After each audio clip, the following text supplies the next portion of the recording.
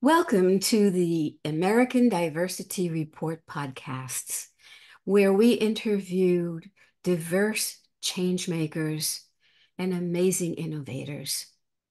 I'm Deborah Levine, editor of the American Diversity Report and your host, and with me today is Gloria Feldt.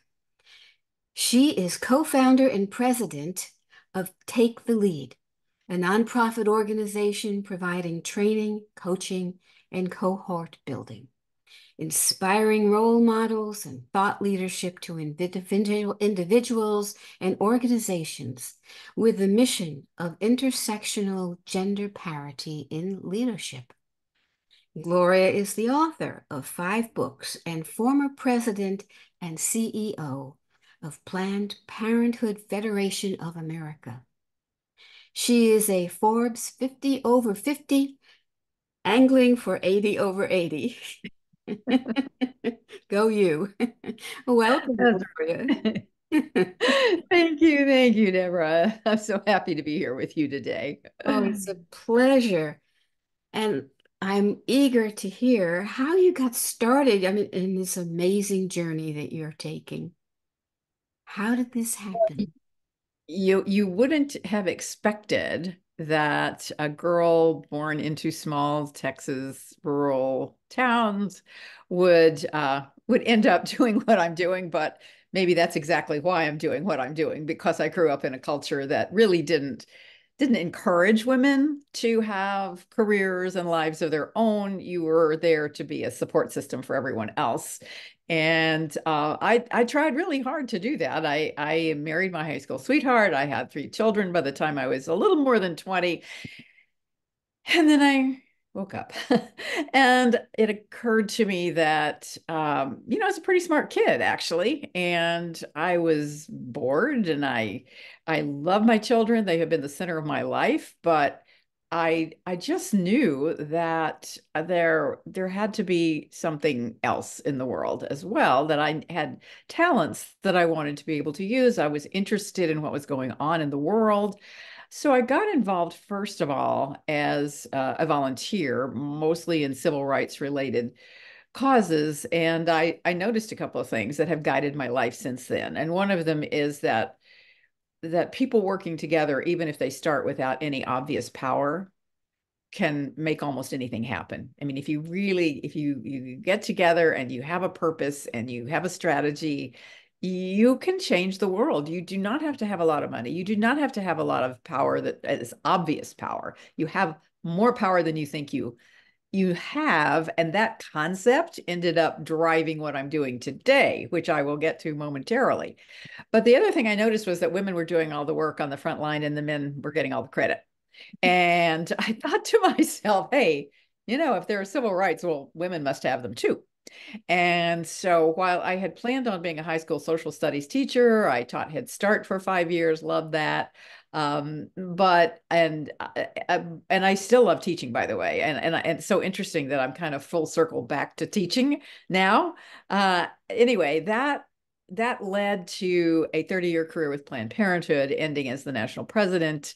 And I mean, 30 years was a good round number for me to say, okay, I'm finally going to write these books I've always been wanting to write. And I started writing. And one of the books that I wrote is called No Excuses: 9 Ways Women Can Change How We Think About Power.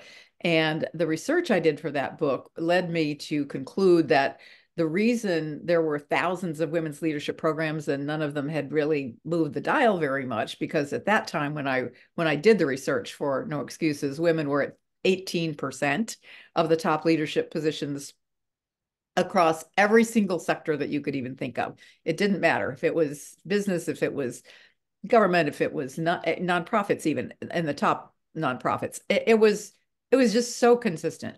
And I was honestly shocked. Shouldn't have been shocked, since I've been working for women's rights for all those years, but I was shocked. And I had to find out why. And so my conclusion is different from most of the research that said women had less ambition than men. And I did not feel that could possibly be true. I just knew that wasn't true. And what I concluded was we have just been socialized very differently around power and intentionality.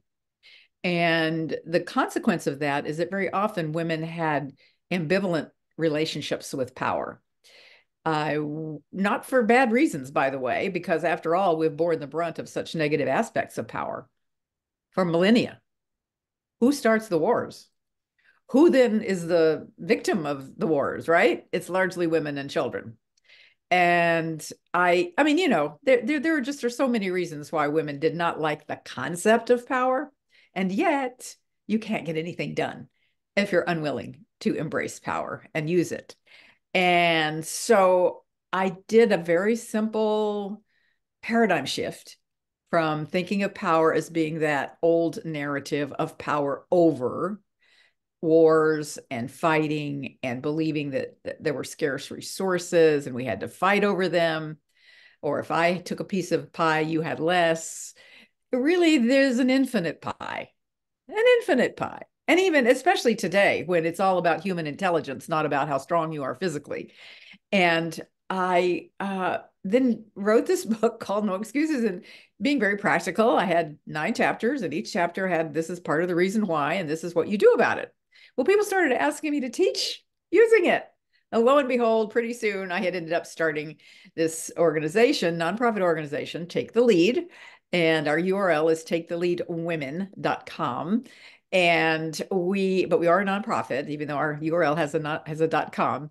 And I developed this program that you introduced me with, which is comprehensive. Because the other thing I found was that most of these women's leadership programs did one thing, and they thought that was a silver bullet. And mentoring is good, coaching is good, training is good, thought leadership is good. All those things are good. But the reality is we need the whole package to actually make dramatic breakthroughs. And our programs have been evaluated externally.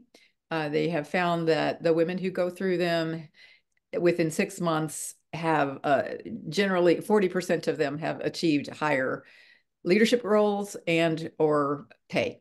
So I love what I do, and it's very exciting. And I feel like we can move further faster right now than ever because of all the disruptions in society. So that's a quick overview.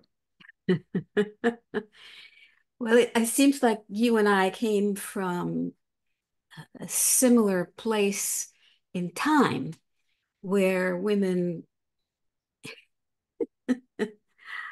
let's put it this way, my very first job was as a Gal Friday. And Now, Friday. people don't even know what that is today, right? And I Right. was trying to become a real secretary. Woohoo! And I guess I really learned how to make coffee for the whole office, right? But you're right. There comes a moment when you realize this is ridiculous use of my time, energy, and brain. And off I went on a journey to do so much more. Mhm. But I won't forget what it was like to be under the shoe of everybody in that office so that I could understand what it was like for everyone going forward. Because the first Mhm. thing I It's very did, important. yeah, yeah. So Very important. Yeah. one of the first things I did was when I came outside of the office and I saw a group of women marching down the street asking for or demanding equality, equal pay. It was the first Women's Liberation March down Fifth Mhm. Avenue, and I joined and never stopped, right? What was the moment for you when you realized there must be something more? Do you remember a specific day? I it's a really great question, and I've tried to think about this. Was there one moment? It was for me, it was more of a sort of a creeping realization. And it was a creeping realization. And but I do think that because I had my kids so young and then I started to college, there was actually a benefit in that because it took me 12 years to finish. And during that time, I had many opportunities to explore ideas and to learn a lot about racism, sexism, all of the things that, in fact, we're still fighting right now. But let's face it, we have made some tremendous strides. I think we should always remember to celebrate the advances we have made, in spite of the fact that there are still many problems that need to be solved. But so I think for me, it was more of a sort of a creeping realization. And I could point to any number of small things. The birth control pill was one. And somebody said the other day how symmetrical it was that I ended up. That was the birth control pill that enabled me to know I could have a life. And and then I end up being the national president of Planned Parenthood. So there's a good symmetry to that.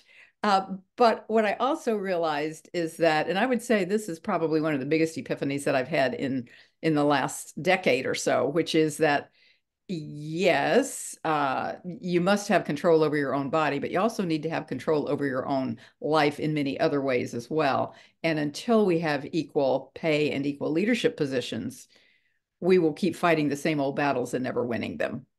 So that's why I feel for the rest of my life, what I can give is let's have more women in those really powerful leadership roles, able to literally have the kind of influence we have never had before. And we are in a moment where we can do that. That's really cool. I love it. So, what will it take to actually achieve that kind of parity in leadership?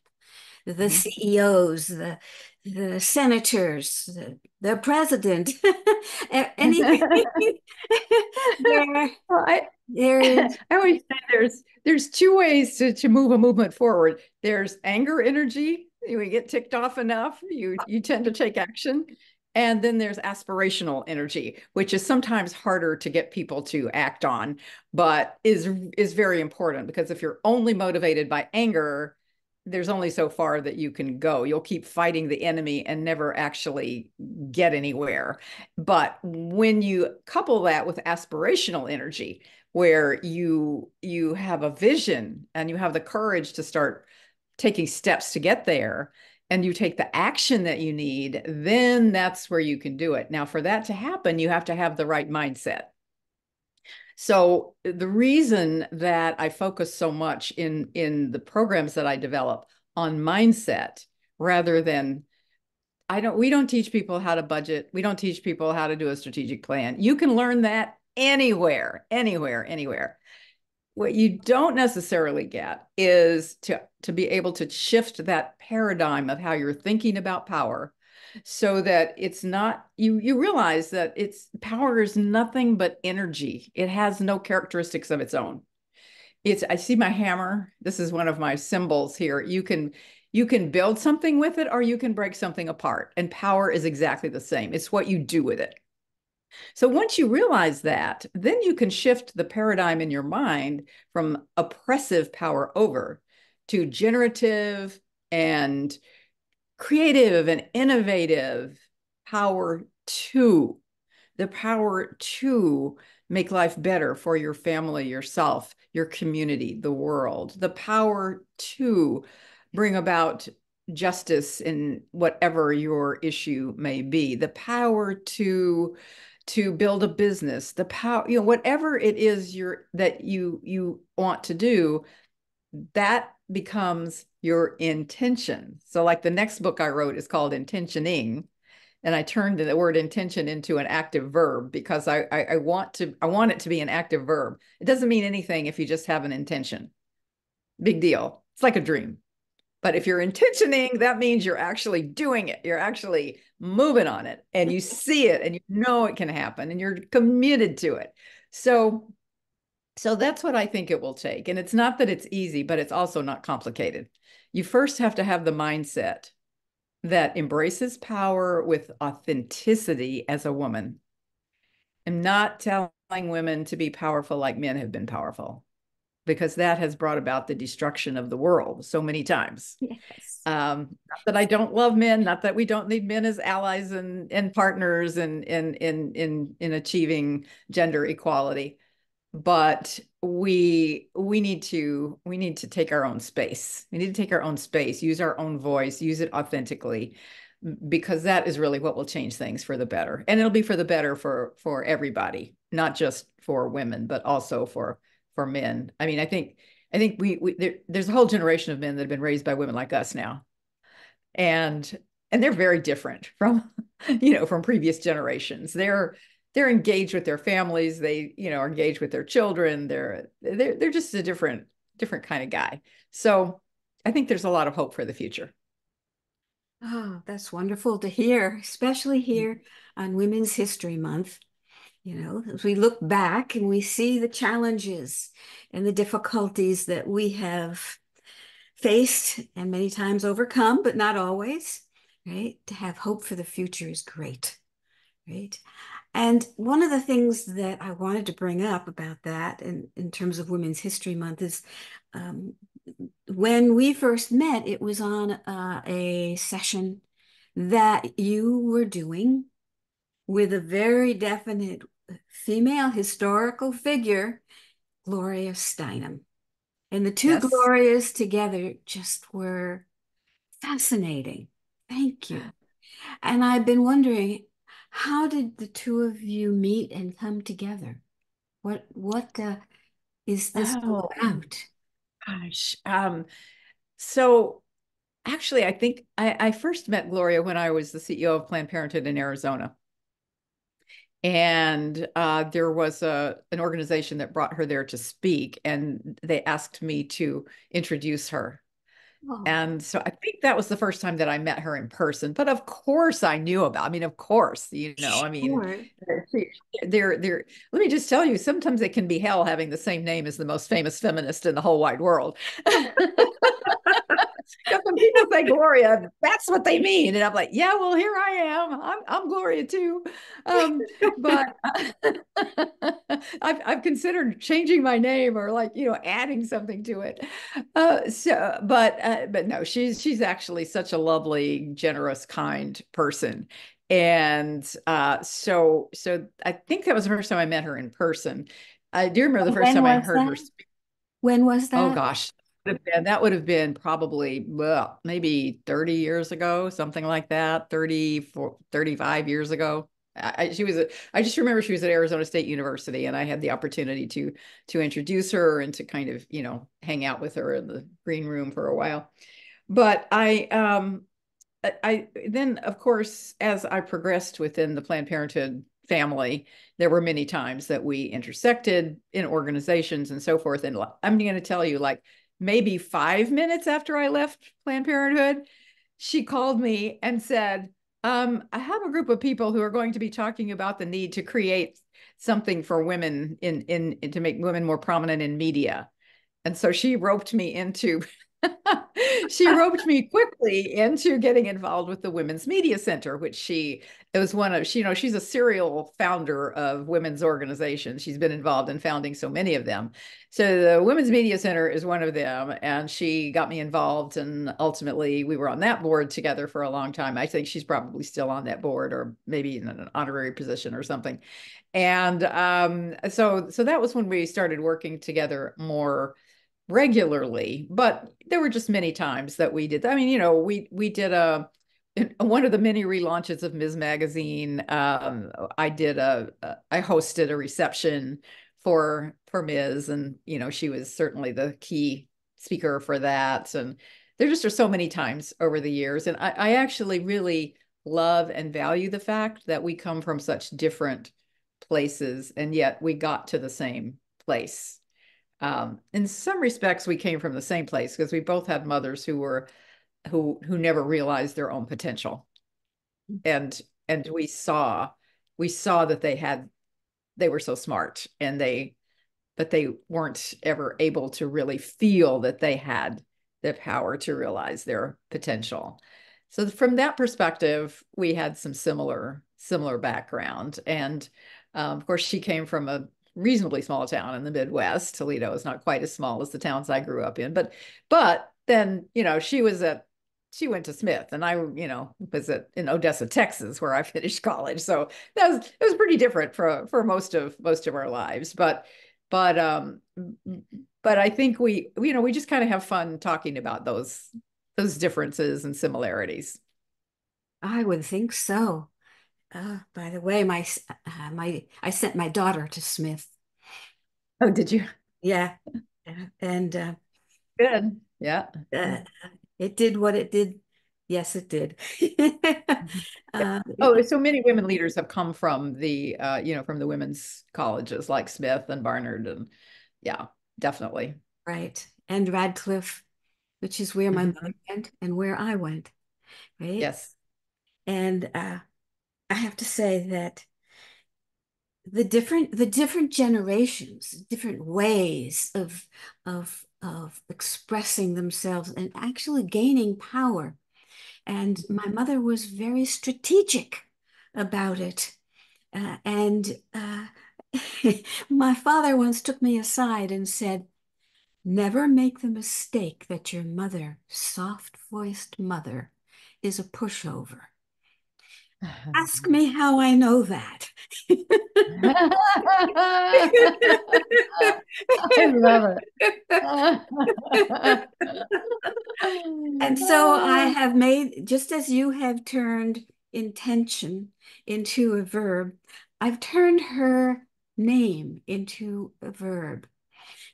Her name was Estelle, and I call it to Estelle somebody, right? Tell somebody. To Mhm. Estelle somebody, and they don't have a prayer. And they won't know what hit them.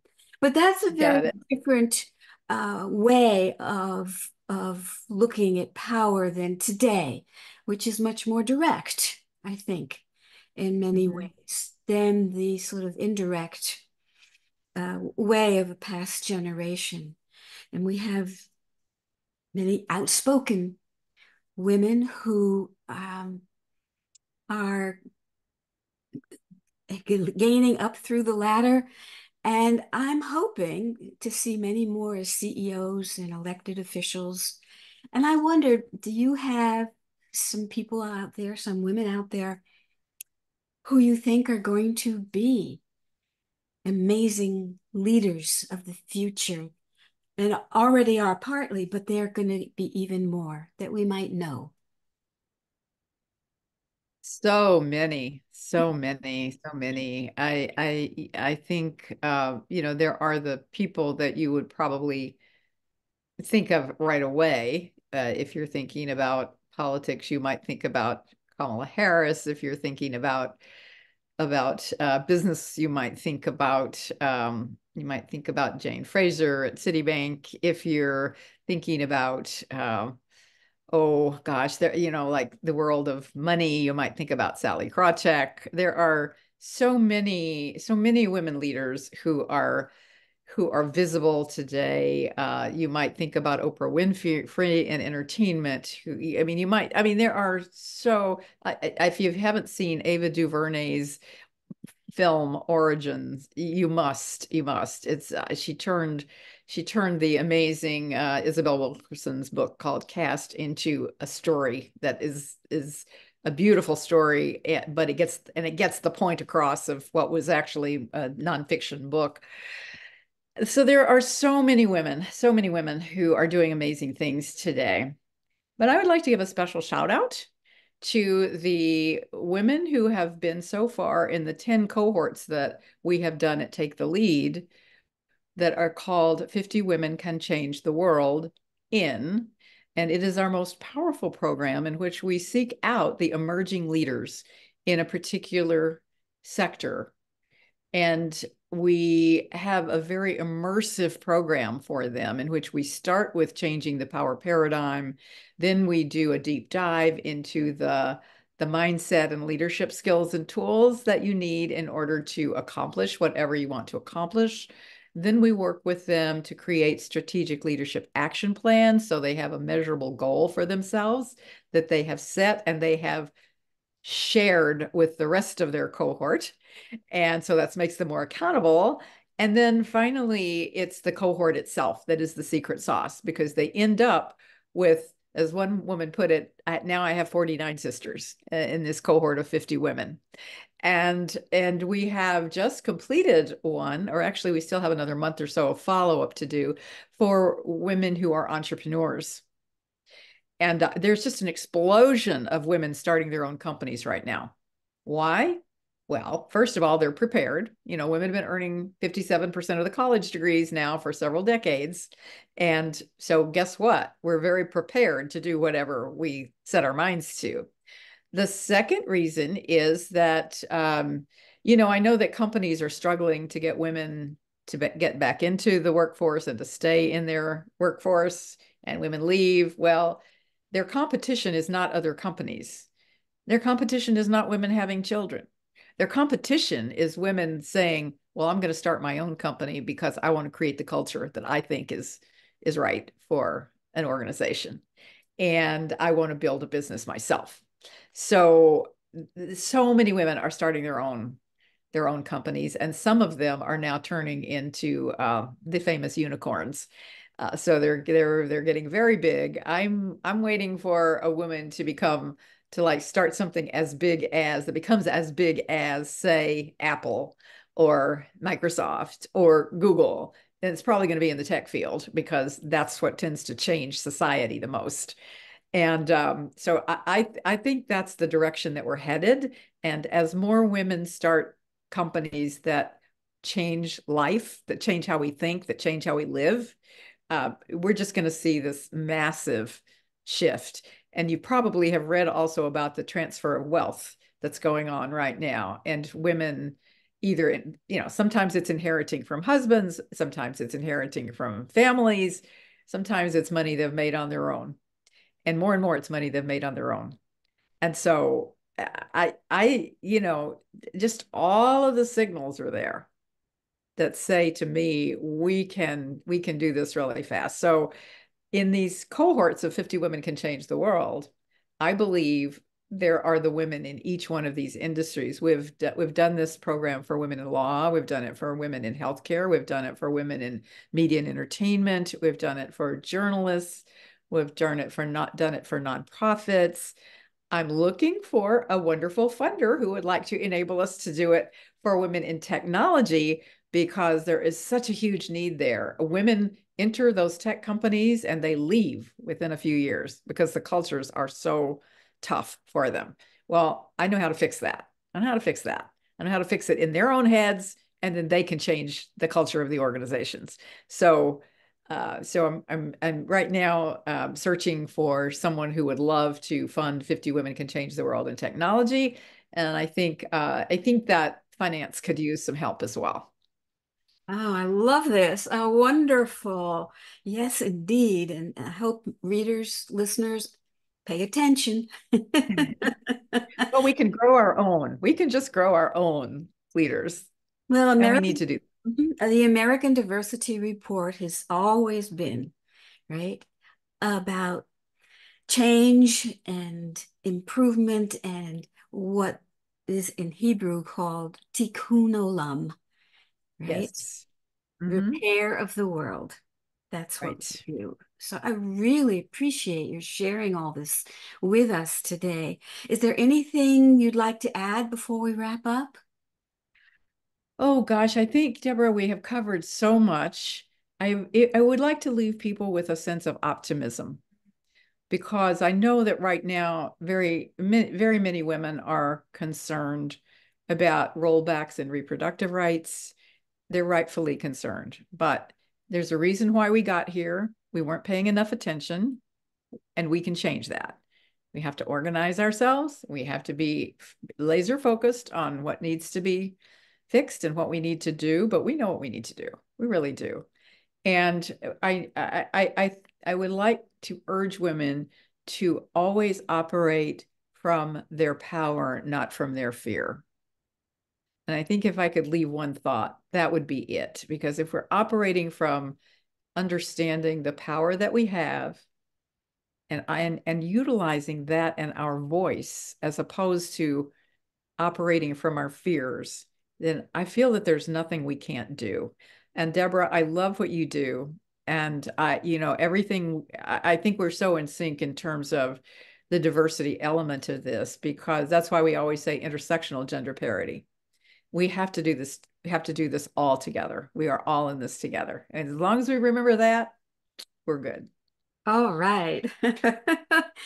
Thank you so much. This is enjoyable and inspiring conversation. And I hope that maybe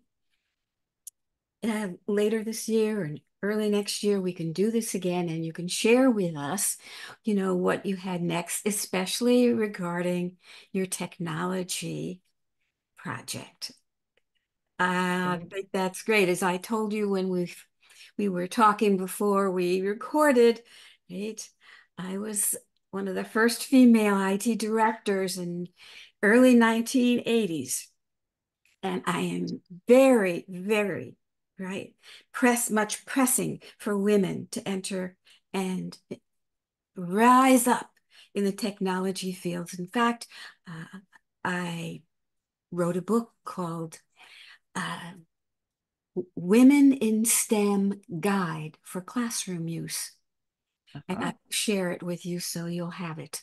Excellent. Excellent. I will look forward to that. And I will just invite you and anyone who is watching and listening to this podcast to join us in DC on Women's Equality Day, because that's when we have our conference every year on Women's Equality Day, which is August 26th. Really cool because we actually start with a concert the night before. And then on the 26th, we have a fabulous conference where we discuss all of these issues and have amazing people. And it would be such an honor if you were to join us for that. And I Oh, would thank invite anyone you. watching to just keep your eye out on our website, taketheleadwomen.com, and come if you can. It'll be great. Oh, I love it. I love it. Yes, go for it. Well, thank you so much. I'm sure we will be in touch again soon, and best of luck to you in all that you do. It's wonderful. Thank you. Intentioning your success. Thank you, Deborah.